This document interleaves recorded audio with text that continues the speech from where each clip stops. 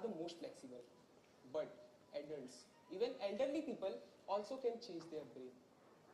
Doctors have seen stroke patients in their 60s or 70s learn to speak and walk again because their brain found new paths around the damaged areas. But one thing we should remember that neuroplasticity works in both the ways.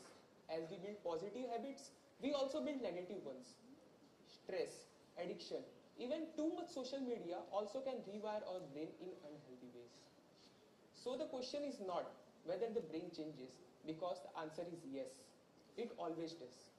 But the question is what kind of changes are we creating into? Let me share a powerful story that I felt. Once upon a while, I was traveling. I saw a young man playing a musical instrument. His music was so moving that people stopped in silence to listen to him. But what surprised me most, that he was deaf. He couldn't hear even a single note.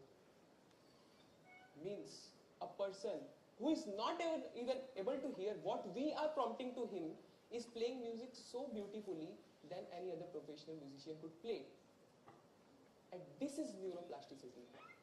His brain, instead of using ears, has used sounds and vibration.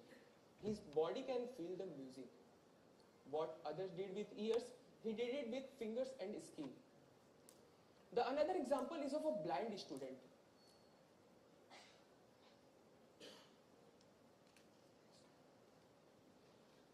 The another example is of a blind student who learned mathematics using an instrument known as abacus.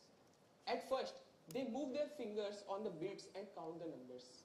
But after years and years of practices, they no longer need a physical abacus. They can imagine and count the numbers mentally and solve the sums much faster than a student who can see. Again, their brain rewires to use imagination and calculation instead of eyesight.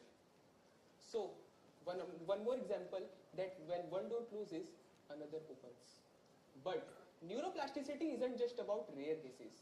It's also about our daily lives.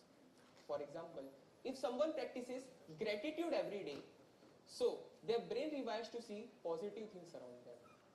If someone constantly thinks negative thoughts, so their brain rewires to see problems around them.